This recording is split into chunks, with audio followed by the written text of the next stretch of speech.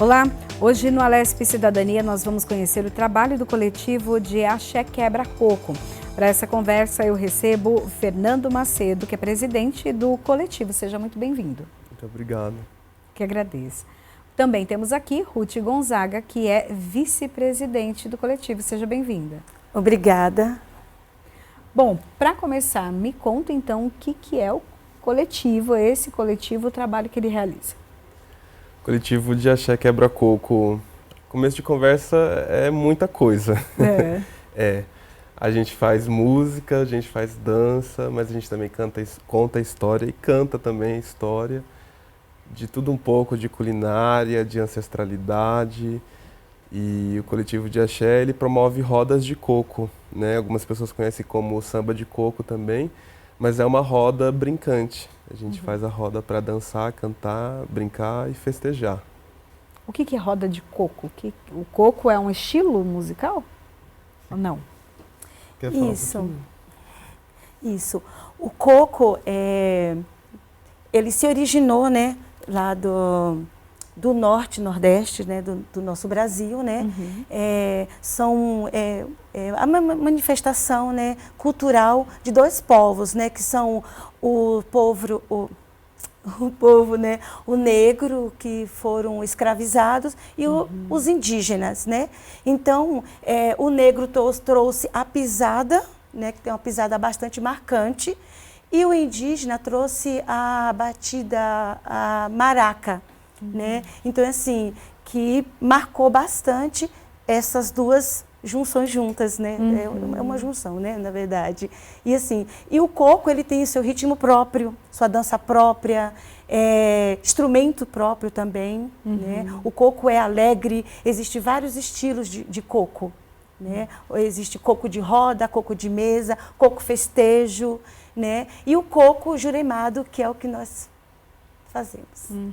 Bom, a gente vai assistir um vídeo, então, que mostra um pouquinho sobre esse estilo, tanto o estilo musical, mas cultural também, religioso. A gente vai assistir agora.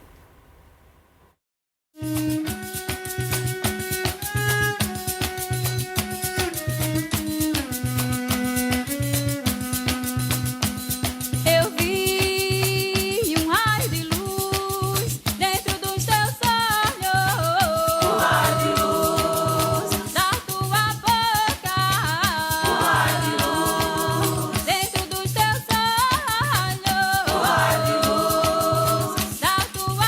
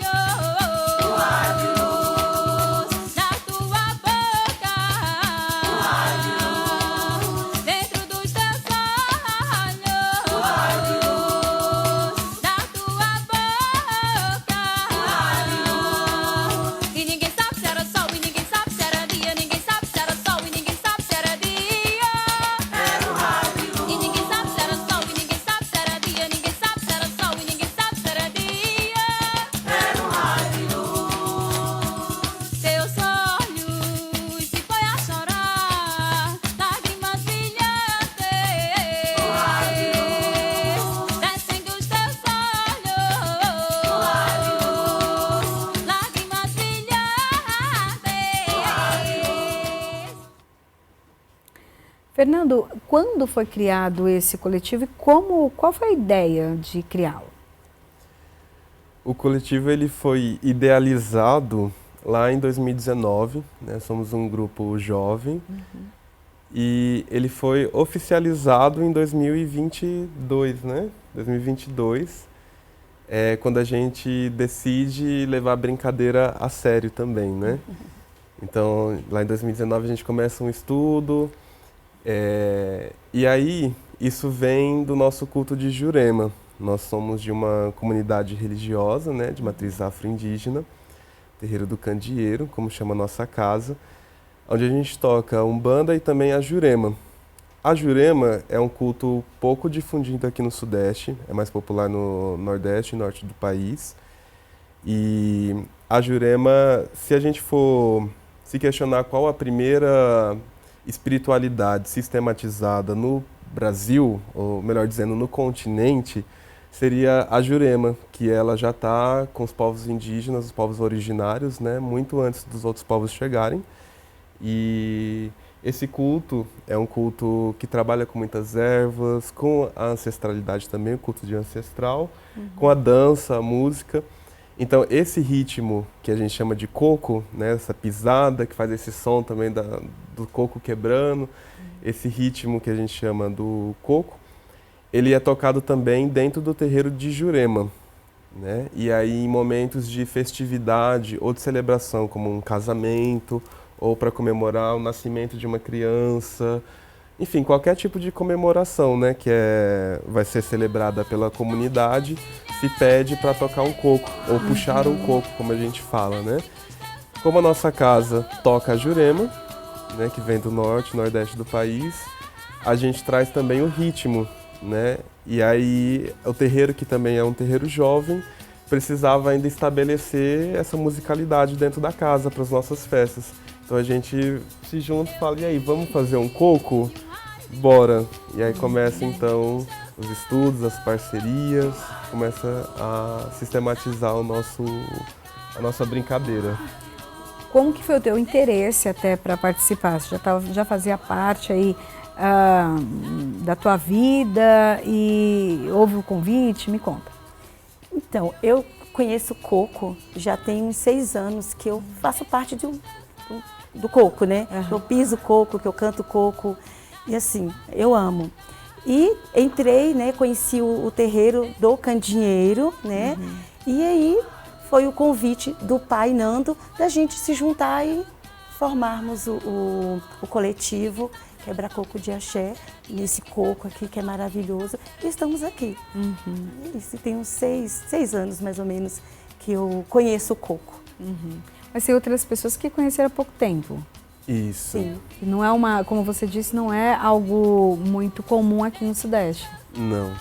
A gente chega nos locais para fazer a festa, quando a gente é convidado, e muita gente está tendo contato pela primeira vez, não sabe o que é coco, não sabe o que é Jurema, e aí a gente vai apresentar tudo, né, Ruth? Sim.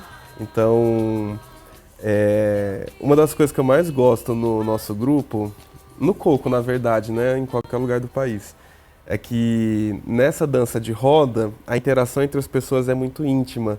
A gente faz aquilo que é da tradição de matriz africana, né, que é a dança de umbigada.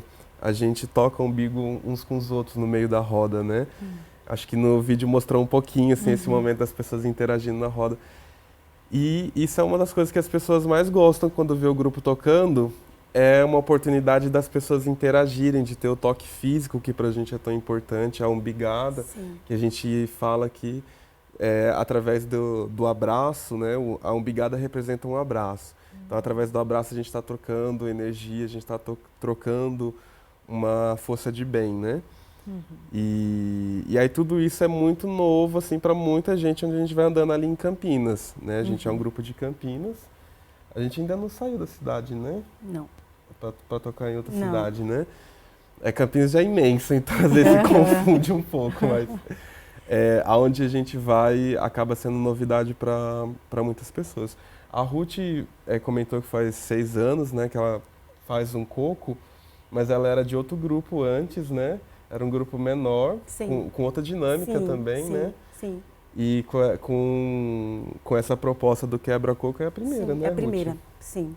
Qual a diferença quebra-coco e a dança do coco? Porque, assim, existem vários estilos, vários tipos de coco, né? Então, eu participava de um coco que era praieiro, conhecido, porque era um coco das regiões praieiras do Brasil. Né? Então, a pegada é diferente, como dizem, né? É outra maneira, certo? Esse coco que eu faço hoje, juremado, é um coco religioso. O outro não era, né? Esse coco a gente usa o chapéu por conta dos juremeiros, né? A gente tem um padrinho hoje, que é o seu Zé Pilintra, é o nosso padrinho. Temos o pai também, que é juremeiro, né? Então, nós cantamos também músicas religiosas, né? Onde a gente vai fazer um coco, a gente canta músicas religiosas. A gente canta para os mestres, para os caboclos, que foi quem juntou, né? Que, como eu já falei, é uma junção dos dois povos, indígenas, né? E os negros que foram escravizados, né? Então, os indígenas trouxeram a batida, né? A maraca. Os negros trouxeram a pisada, né? Que semelhava, naquela época, ao coco. E como a maraca também. Então, existe vários tipos de coco. Tem um coco que é apenas homem que faz, né? Um coco mais pesado também, né? E assim, muitos tipos de coco, muito. Tem o coco que agora fugiu o nome, o coco de Andrelina, como que chama que a gente canta a música deles? O arco verde, por exemplo, é um tipo de coco. Então, existem vários estilos, né? É isso. Nesse que a gente faz, a gente pede as licenças às forças ancestrais que a gente cultua, né? Sim. A gente trabalha muito com a fumaça, através do cachimbo, que é um símbolo da Jurema, e está na nossa bandeira também, no nosso estandarte, a maraca cruzada com o cachimbo, né? Então, a gente tem a nossa liturgia antes de fazer a festa, antes de fazer a batucada, a brincadeira. A gente pede as licenças, a gente pede as bênçãos também para que seja um momento de muita diversão, de muita segurança também, para que não haja brigas, conflitos. E, principalmente, para que a gente receba as bênçãos de bem-estar, né? Que a gente entre na roda e saia ainda mais feliz, ainda mais recarregado para a vida, né? Sim.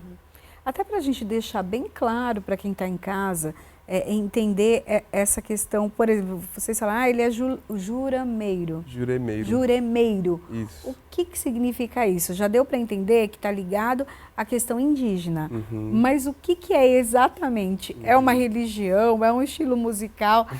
Para não ficar dúvida em quem está em casa. Sim. A Jurema, o culto da Jurema, ela recebe esse nome por causa de uma árvore, né, um tipo de mimosa. É uma árvore mais popular no Norte e Nordeste. Aqui a gente até consegue encontrá-la também, ela cresce por aqui. Mas é uma árvore de uso medicinal, né, de uso popular. Então se utiliza das cascas, das folhas e das raízes para fazer remédios para vários tipos de enfermidades, né? E esse conhecimento sobre o uso medicinal, ele vem dos povos originários, né? Os povos originários, eles faziam o licor, que a gente chama de cauim, né, com a casca e, às vezes, com a raiz também, dependendo de qual é o ritual, né? Mas, geralmente, feito com a casca dessa árvore, se prepara o licor de Jurema. Esse licor é quem vai colocar a gente mais próximo do ancestral, né? Aquele espírito que é indígena, que é o caboclo brasileiro, que é o preto velho. Então, esse licor coloca a gente num estado de transe, onde a gente vai se aproximar e vai receber as orientações espirituais dos nossos guias ou dos nossos mestres, como ela citou anteriormente. Né? Então, este culto leva esse nome por causa dessa árvore, que é quem nos dá toda a passagem, né? Como se a árvore fosse a ponte entre a gente aqui no mundo terreno, né? Com o mundo espiritual. E aí, como a gente cultua a Jurema, então quem cultua a Jurema é chamado de juremeiro ou juremeira, né?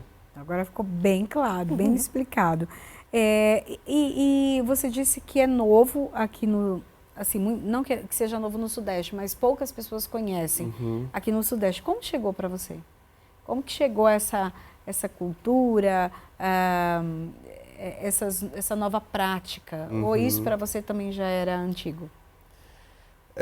Na verdade, foi um resgate que acabou acontecendo. Depois de adulto, depois de alguns anos já trabalhando, sendo adepto, né, de uma casa de Umbanda, que já é mais conhecido, né? Eu comecei a trabalhar espiritualmente com um mestre, né, que se chama Chico Pilintra. E esse mestre um dia falou, eu sou da Jurema. E aí eu fiquei sem entender o que isso queria dizer. O que significa isso, eu sou da Jurema? Não sabia. Aí eu fui procurar no Google, fui procurar na internet. E aí foi a primeira vez primeira vez entre aspas, né? Foi aí que eu sabia o que era Jurema e fui cada vez procurando mais.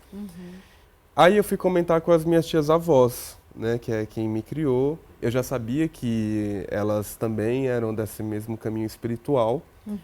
E aí, conversando com elas, aí uma delas, que é sacerdotisa também, falou assim, não, mas eu sou juremeira também. Aí eu falei, ué, mas como que eu nunca soube disso? Que era da Umbanda, eu já sabia, mas de Jurema... Ah, não, menino, isso daí já faz tempo, não sei o quê. E quando você estava doente, eu pegava a taça, que são instrumentos tradicionais da Jurema, né? Eu pegava a taça, rezava, fazia isso, fazia aquilo. Aí perguntei, mas a senhora até bebia o licor também? Ah, menina, eu sei fazer. Aí já me ensinou também como é que faz. Só que ela, por questões de saúde, essa minha tia, ela não toca mais os trabalhos, né? E aí, eu querendo, então, resgatar essa parte da família que, para mim, é valoroso, e também para poder expandir mais o conhecimento, né? Já que o mestre falou que ele era da Jurema, eu falei, vamos lá, vamos descobrir o que é isso. Comecei a rodar em Campinas, procurando uma casa onde eu me identificasse. Eu procurava, então, uma casa que fosse mais simples, sem muito enfeite, essa coisa de dinheiro também. Procurei uma casa que fosse mais simples. Eu acredito que o mais simples geralmente está mais concentrado no propósito. E aí eu encontrei então a casa do seu Benedito Fumaça, que é a casa do meu padrinho, que é meu sacerdote. E aí lá então eu inicio os meus ritos dentro da Jurema, me torno juremeiro e recebo a outorga para tocar o culto, né? E daí começa a caminhada. E como que é até a chegada de novas pessoas, o atendimento a essas pessoas também? Claro que, né, pelo que vocês passam, traz essa questão também do bem-estar, da alegria, mas de que maneira também vocês devolvem para a sociedade, já numa questão social, um atendimento para essas pessoas que chegam muitas vezes até necessitadas, né? O terreiro, ele sempre foi um espaço de acolhimento para a população mais pobre, né? No terreiro você recebia um apoio do que a gente hoje chama de psicólogo, né? No terreiro você recebia cuidados medicinais com as ervas, inclusive a Ruth é uma herveira, né? De mão cheia, muito conhecimento. Depois você fala um pouquinho, né? Tá certo. Então a gente recebia o apoio medicinal, psicológico, de criação também, porque até o século passado muitas crianças eram deixadas em portas de terreiro, então muitas pessoas foram adotadas por mães e pais de santo. E tinha também o acolhimento para a educação, né? E tudo isso acontece até hoje. Tirando a parte de adoção de crianças, a gente ainda presta um apoio para pessoas que nem sequer cogitam a possibilidade de fazer uma terapia. Então, no nosso terreiro, por exemplo, a gente tem uma frente que a gente chama de Alumei Ori, que é uma frente de educação popular, que não é só para as pessoas do terreiro, é aberto para qualquer um, independente de crença, de status. O Alumei Ori, nessa última edição, a gente falou de saúde mental, né, para os povos de terreiro, que geralmente é um pessoal mais pobre, né, de classe mais baixa e periférica, mas que é aberta a todo mundo. Então ali a gente convidou um psicólogo que é negro, né, que tem uma atuação ativa, né, na periferia, para conversar com a gente e ajudar a gente a construir essas noções de que a gente precisa buscar um apoio profissional e tudo mais. O terreiro ajuda muito, mas também é importante outras ajudas, né? E a formação musical que o Quebra-Coco oferece, então a gente tem as oficinas para ensinar a tocar todos os tipos de instrumentos, ensinar a cantar, ensinar a dançar. A gente tem também oficinas de ervas, né, de uso medicinal das ervas. Então, para além de um atendimento religioso, que é feito no momento ritualístico, né, onde se incorpora um espírito ancestral, para além dessa conversa particular, o nosso espaço oferece também várias outras frentes para fazer um acolhimento ali da comunidade local. Né? Até fala para a gente das ervas, então, que é sua especialidade, pelo jeito. Então, como o coco é algo ancestral, as ervas também, né? Então eu cresci vendo e ouvindo a minha avó fazer um chá, fazer um xarope, né? Época de gripe, de frio. Eu sou lá do sul da Bahia, né? Lá de Ilhéus, assim, a gente também era muito pobre, né? E eu via muito a minha avó ir buscar plantas e eu tinha aquela curiosidade, né? Eu queria aprender porque eu queria também fazer. E assim, eu adolescente eu já ajudei a cuidar dos meus primos, né? Ajudava, quando a minha avó queria fazer um remédio, eu já tinha noção do que ela queria. Quando ela falava uma folha, eu já tinha conhecimento e eu mesma ia buscar. E aí eu cresci, até hoje, né, tenho esse desejo, amo as plantas, amo de paixão, assim, fazer um chá. Tenho ajudado muitas pessoas mesmo, através das ervas, né? Pessoas que têm, desde enxaqueca, a uma cólica, a ansiedade. Nossa, pai, bem lembrado. Ansiedade, assim, parece que é um mal do século. Porque o que tem de jovens, meia-idade, idosos, sofrendo de ansiedade. Então, assim, e eu tenho ajudado e tenho tido muito resultado.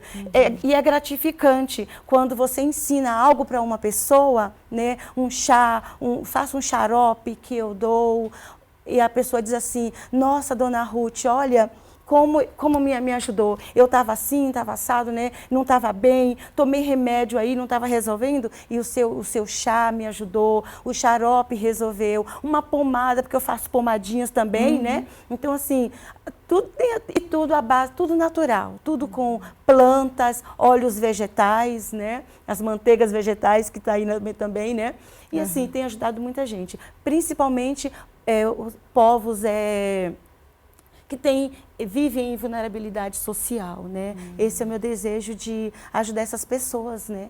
E é isso, nós, né? O nosso terreiro, o terreiro do Candinheiro, ele é um terreiro cheio de amor, sabe? Ele acolhe, né? Isso, nossa, isso eu sou desse terreiro, eu participo, eu faço parte e eu falo assim, tirem a minha vida, mas não me tirem desta casa. Se pudesse, cuidava de todo mundo. É impressionante. A pessoa fala que está com um problema, aí ela fica, às vezes fica quieta assim, quando no próximo encontro ela já chega com o remédio, toma aqui. Ó. E se a gente pensar, né, todos os medicamentos que nós temos, os remédios, são à base de plantas, né? Sim. Tudo ali, praticamente tudo tem uma essência ali nas plantas. E é difícil encontrar tudo aqui em São Paulo, na capital, parece que é tudo uma, né, cidade de pedra, como costumam dizer, né? Então, tem muitas plantas que é difícil de encontrar, né? Mando buscar, por exemplo, no Rio, né?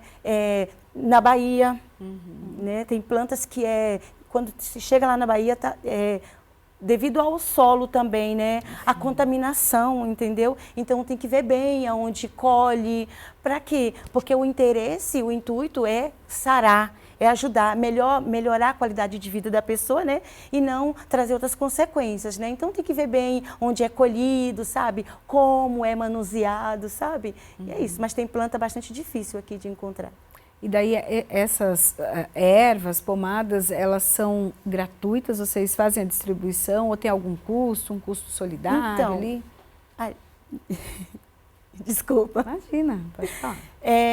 Tem sim, custos, tem, como que a gente fala, valor simbólico, né? Tem um valor simbólico para muitas pessoas, né? Para muitas pessoas tem valor simbólico e muitas das vezes é gratuito, né? Porque às vezes até aquele valor simbólico a pessoa não tem e a gente jamais vai deixar de fornecer a pomada ou o chá ou o xarope, né? Porque a pessoa não tem. Eu já tive amigos de levar na minha porta mães com criança que pegou um problema, parecia um tipo de lepra, digamos assim, né? Só para ver, para você ter uma ideia como que estava a pele da pessoa. E uma mãe solo, sem condições nenhuma, e assim, ela não saiu de lá sem os tratamentos que precisava e depois mandar aquela pessoa dizer, olha, agradece a dona Ruth porque foi o que sarou a pele dos meus filhos. Então, assim, isso é gratificante. É participar da sociedade também, né? Ajudar, contribuir de uma maneira. Bom, esse primeiro bloco está terminando, nós vamos continuar a conversa, mas eu vou me despedir da Ruth Gonzaga, que é vice-presidente, então, do coletivo, que no próximo bloco nós vamos ter uma outra entrevistada aqui junto com o Fernando, mas quero te agradecer, então, pela participação. Eu que agradeço, viu? É um prazer. O prazer foi meu. Bom, daqui a pouquinho a gente volta com mais Alesp Cidadania.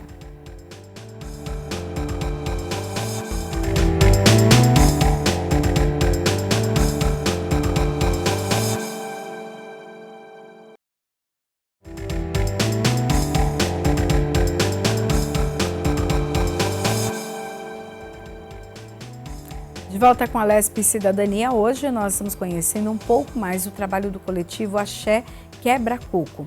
Eu estou aqui com o presidente, que é o Fernando Macedo, e também estou aqui, agora recebendo nesse segundo bloco, Lene Munduruku, que é mestranda pela Unicamp. Seja bem-vinda.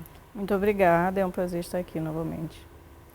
Bom, Fernando explicou para a gente no primeiro bloco, super bem, assim, essa questão da utilização dessa dança do coco, mas que faz parte, faz junção, né, de religiões também. Aí eu queria, Lene, que você falasse pra gente da sua experiência. Como que você achou também esse coletivo? Como você encontrou algo que é novo para você? Bom, eu sempre ouvi falar de terreiro, né, de umbanda, quando era criança. Mas a gente entra naquela questão do racismo, né, do preconceito, de todo aquele estigma pejorativo que carrega as religiões de matrizes africanas, né? Então, para a gente era uma coisa muito ruim. Só que aí na minha infância, a nossa vivência é com folhas, é com defumação, com benzimentos, então assim, coisas assim que são muito particulares nossas e que acontecem no dia a dia, mas que, por exemplo, na vida adulta a gente acaba deixando, né? Porque, enfim, né? A gente vai para outros lugares e aí acaba algumas vivências e tudo mais. E aqui em Campinas, quando eu cheguei em Campinas, eu conheci a partir do meu marido, que é amigo do pai Nando. Então ele começou a fazer parte do terreiro e eu também fui junto depois de um tempo, né? Mas aí a minha relação, né, é nesse sentido, assim, de reviver muito essa questão das folhas, dos benzimentos e de entender, inclusive, essa minha parte espiritual, porque eu me lembro que na infância eu era muito assombrada, né, por conta do que os mais velhos falavam, né, você não pode ir para a beira do rio nesse horário, você tem que tomar cuidado com o boto, alguns mitos assim que fazem parte desse imaginário indígena, né, das histórias indígenas, que de certa forma é para assustar, né, eu acho que na maioria das vezes, mas eu acho que tem muita relação com a espiritualidade, com a ancestralidade. Então, a minha conexão com o terreiro, ela traz muito assim essa reconexão ancestral da minha percepção espiritual em relação aos rezos, às folhas, a tudo isso que eu já comentei, né? E daí, no caso da Jurema, né? Da Jurema, que daí já é uma questão indígena mesmo, dos povos indígenas. Você tinha essa relação? Você sabia dessa história? Como que foi para você? Ou também foi novo? Não, para mim não foi novo, mas assim, falando da minha perspectiva enquanto indígena, que nasceu em um contexto urbanizado, né, entre muitas aspas. A gente já não tinha a prática dos rezos e da roda, né, como acontece na Jurema, mas a gente tinha as práticas da defumação, do cachimbo, e dos rezos a partir das ervas, né? Então, por exemplo, quando a gente era criança ou quando uma mãe tem um bebê, quando o bebê é criança, quando o bebê é bebê, enfim, e precisa de um benzimento, então faz isso. E na Jurema a gente tem um pouco disso também, da defumação, desses rezos a partir das plantas, né? Do banho de cabeça, enfim. E aí, para mim não era novo, mas era algo que eu nunca tinha praticado nesse sentido, assim, do ritual mesmo, de chegar naquele espaço, de toda uma preparação, dos banhos, de passar por isso, de usar toda uma vestimenta que é adequada para isso. Então, nesse sentido, eu nunca tinha praticado. A gente... A minha experiência foi indo na benzedeira, foi vendo meus mais velhos defumar a gente, defumar a casa, enfim, nesse sentido. Fernando, e receber a Lene já nesse coletivo? Porque você já estava fazendo pesquisa, se aprofundando um pouco no assunto, e vem a Lene, que é de povos indígenas, está estudando na Unicamp já há alguns anos, já está no mestrado em educação, inclusive vocês se encontraram lá, os dois são estudantes da Unicamp.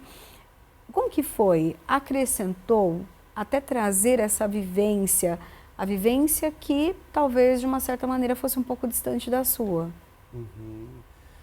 Foi um misto de felicidade, né? Porque, como ela mencionou, ela é companheira de uma pessoa que é meu filho de santo, ao mesmo tempo que é um grande amigo também. Né? Então, a família vai chegando mais perto, isso dá um prazer pra gente, porque no fim, o propósito é ser tudo uma grande família, né?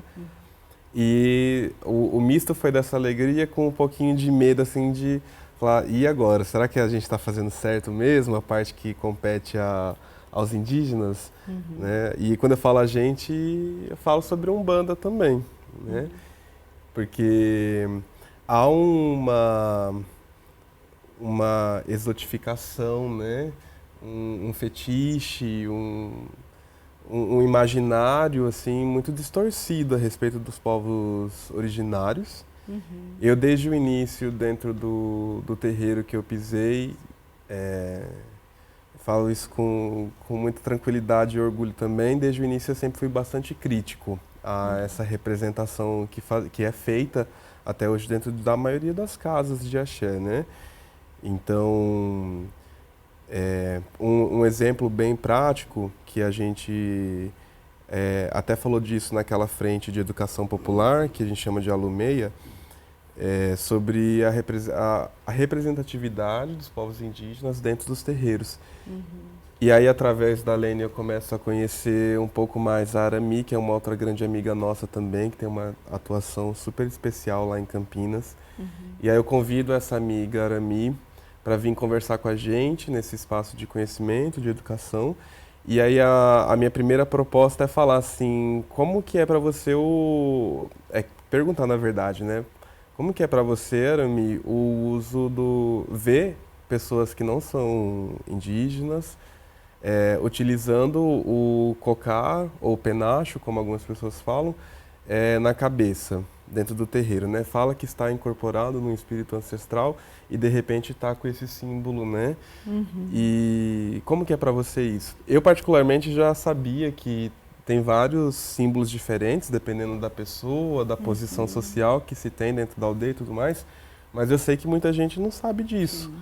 Então, a participação da Lene na nossa comunidade, ela é muito importante, porque a Lene acaba trazendo também muitos acessos, né, que a gente não tinha antes.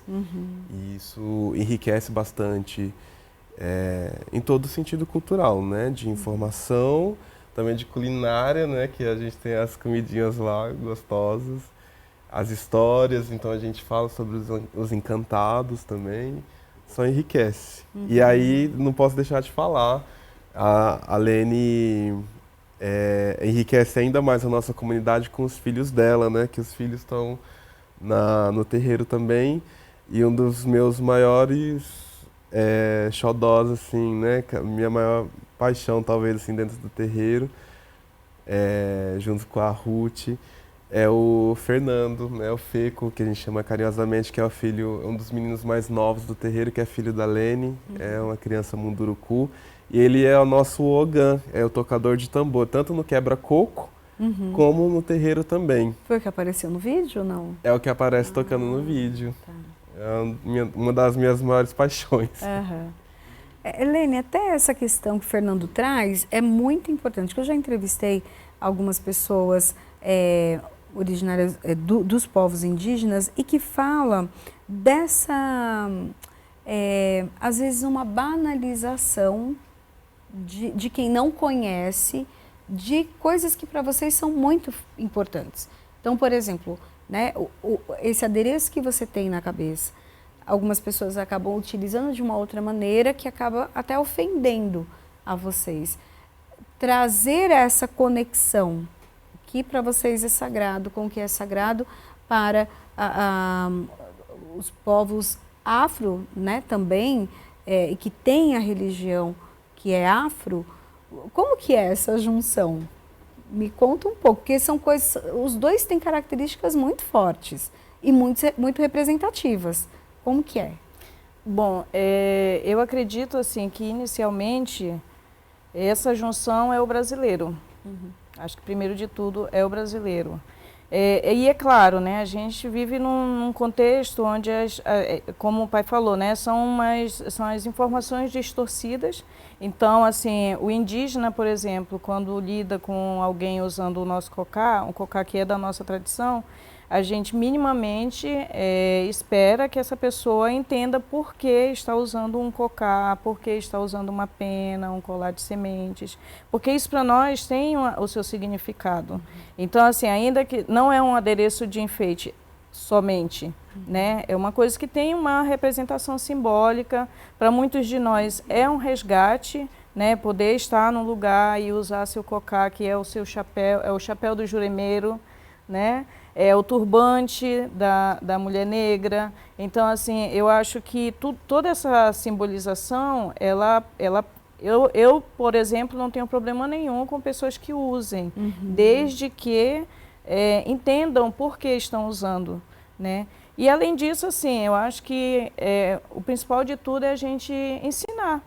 Né? Eu acho que eu assim, enfrentei muitos preconceitos, passei por muitas situações excludentes pelos lugares por onde passei, mas assim, eu acho que o ponto principal de tudo é ter um pouco de paciência e ensinar e dizer, olha, não é assim, eu acho que o cocá é uma coisa muito íntima, muito pessoal da pessoa, não é uma coisa que você vai usar no carnaval, né? É uma coisa assim que é um símbolo, e quando a gente veste, esse símbolo representa a nossa resistência, representa a nossa marcação naquele território do espaço, né? Inclusive estar aqui falando sobre isso e ter a oportunidade de falar sobre as nossas experiências dentro de um terreiro, a partir das danças do coco, a partir das nossas defumações e tudo mais, isso inclusive é muito importante no sentido da gente romper com estigmas que envolvem isso, né? Que envolvem preconceito, que envolvem, inclusive, a falta de conhecimento.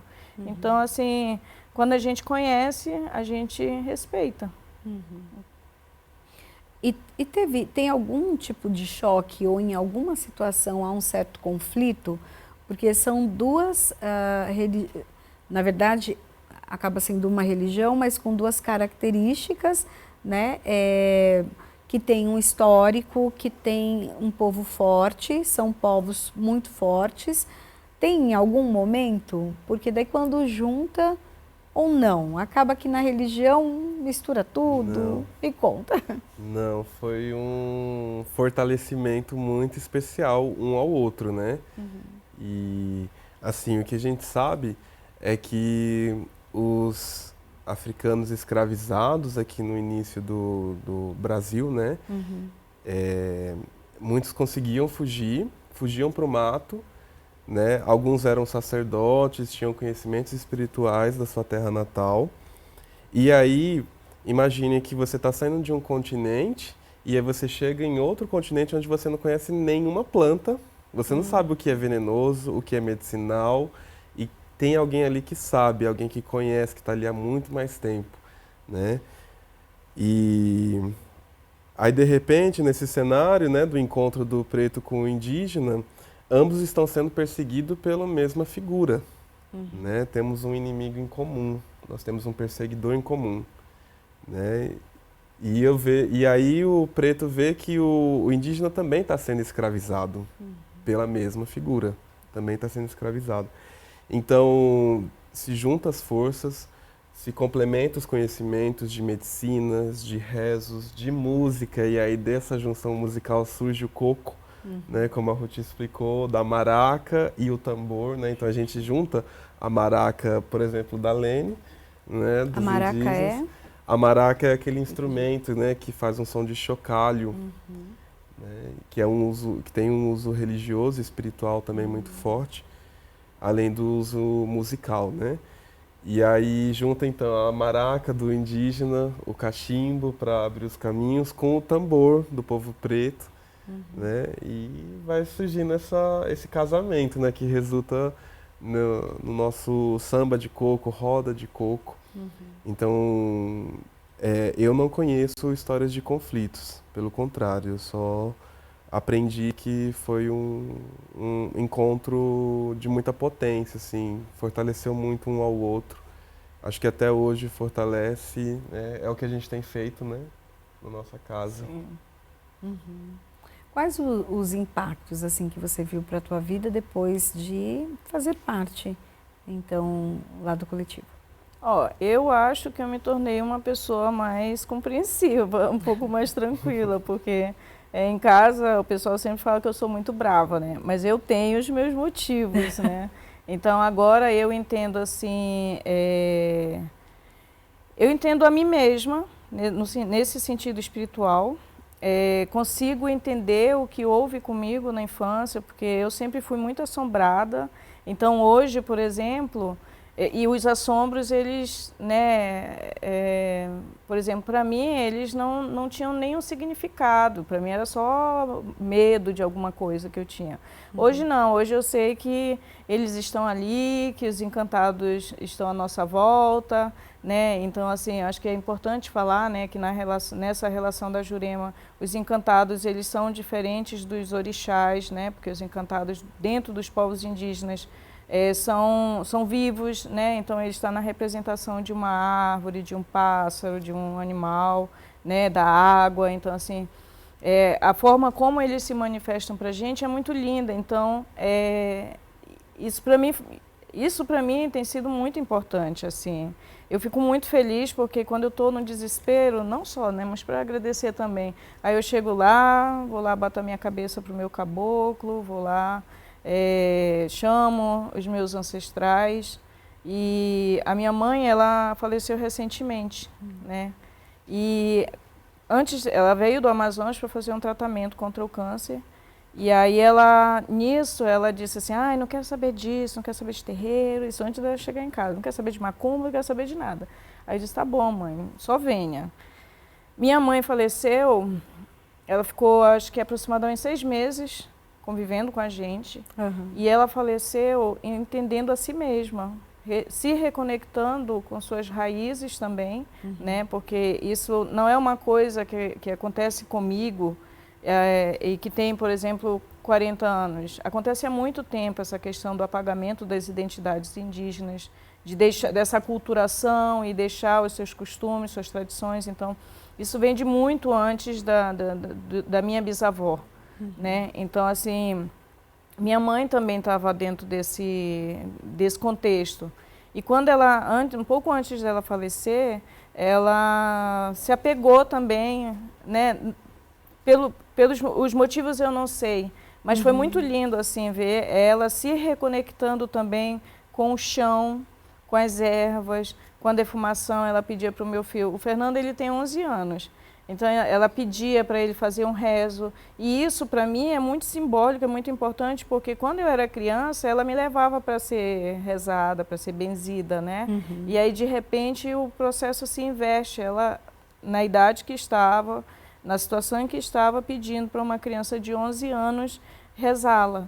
Então, isso para mim foi um momento assim muito lindo, né? E aí ver que a minha mãe ancestralizou dentro de uma paz, dentro de uma coisa assim que para ela teve uma representação, é o resultado de participar do terreiro, dessa conexão toda. Então, eu fico muito feliz. Não, tenho certeza, eu sou uma pessoa completamente diferente nos meus sentimentos e meu próprio entendimento de mim mesma. Aí o coletivo, inclusive, tem um projeto que vai tratar desse assunto também. Me conta um pouco, é um projeto aí que vocês ainda está tá quentinho, né? Daqui a pouco vai começar a funcionar, mas até dessa ligação maior, conta pra gente. A gente está com vários projetos, na então verdade. já conta todos. Como somos um grupo novo, a gente ainda precisa estruturar as nossas bases, então precisamos de confeccionar instrumentos, por exemplo, adquirir instrumentos. Sobre isso a gente está propondo oficinas para ensinar o canto, o toque, a dança e a história, né? Para a gente conseguir arrecadar dinheiro para as compras, né? A gente está precisando trocar de tambor, essas coisas. Outro projeto também é o de intercâmbio cultural. A gente recebeu no ano passado um mestre de cultura popular, Henrique Dilon, lá do Ceará. Ele veio ter uma vivência com a gente também, veio somar com o conhecimento de lá. Então a gente vai se alimentando, começa a se alimentar de outros lugares também, né? E a gente quer fazer esse intercâmbio cultural também, de poder ir aprender direto na fonte, né? E aí, acho que, para também resumir, que a gente sonha alto, né? A gente sonha muito. Mas um dos principais projetos que a gente tem atualmente é sobre a salvaguarda do espaço que a gente está localizado hoje, né? Que é um espaço de preservação ambiental, tem uma mata, e até por isso que a mãe da Lene também se sentia tão bem, né? Ela gostava de estar perto da mata. Nesse espaço que estamos hoje, a gente está construindo, está fazendo toda a estrutura, cuidando da nascente de um rio que passa ali perto também, e ampliando a diversidade vegetal. A gente já plantou quase 200 mudas de plantas novas, muitas nativas. E a gente quer fazer desse espaço uma casa de cultura, uma casa de encontro, onde o pessoal possa fazer o seu toré, né? A gente faça a nossa roda de coco também, faça a formação de educação popular, enfim, cultura no sentido total, né, da palavra. A gente quer fazer nesse espaço. Esse acho que é o maior projeto que a gente tem hoje, é a salvaguarda desse espaço. E tem a Casa de Acolhimento Espiritual para Indígenas que moram em Campinas, também tem como funciona? Sim, então, esse é um projeto que a gente tem pensado muito, né, a partir da salvaguarda do nosso espaço que a gente está.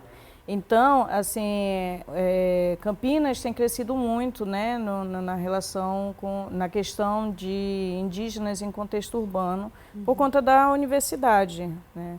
Então, assim, só na universidade a gente tem em torno de 450 estudantes indígenas e mais de 40 povos, né? Então, essa diversidade toda de povos, ela ainda se concentra só ali em Barão Geraldo, né? Ali próximo à Unicamp. Mas aí uma das queixas que a gente tem ouvido é não ter um espaço de acolhimento espiritual. Porque na concepção de muitos de nós, a doença ela não está atrelada apenas à correria do dia, da conta da universidade, trabalho, enfim, várias coisas, mas também é uma questão espiritual, né? Por exemplo, a gente tem muitas famílias que estão com bebês novos, tem várias outras coisas, questões que os povos indígenas estão acostumados que a gente não encontra na cidade. Então, assim, essa nossa proposta de criar esse espaço com casa de farinha, para rezar o toré, para ir lá, né? Acho que viver um pouquinho daquilo que se tem na sua aldeia, né? Que é o mato, que são os bichos, que é a nascente, o pé na né? terra, né? O pé na terra. Então, eu acho que isso uma proposta assim, que no nosso ponto de vista é muito bom, é muito forte e que é necessário, né? Para acolher os indígenas.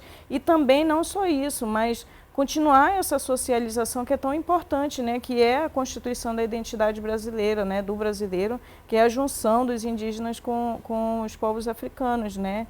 Então, assim, nessa nossa proposta, né, que é claro, né, a gente sonha muito alto, né, graças aos orixás nós conseguimos sonhar alto, porque nisso a gente deposita a nossa fé, nossa esperança, para que a gente consiga, né, apoio, a gente consiga ajuda mínima para arrumar nossos instrumentos, porque aí a gente promove alguns eventos que a partir disso arrecada dinheiro para investir no lugar, mas aí como é uma área de invasão, existe um processo que gira em torno, né, daquele local, de desapropriação por conta de projetos de gentrificação. Então, assim, eu acho que a gente está sobrevivendo naquele lugar.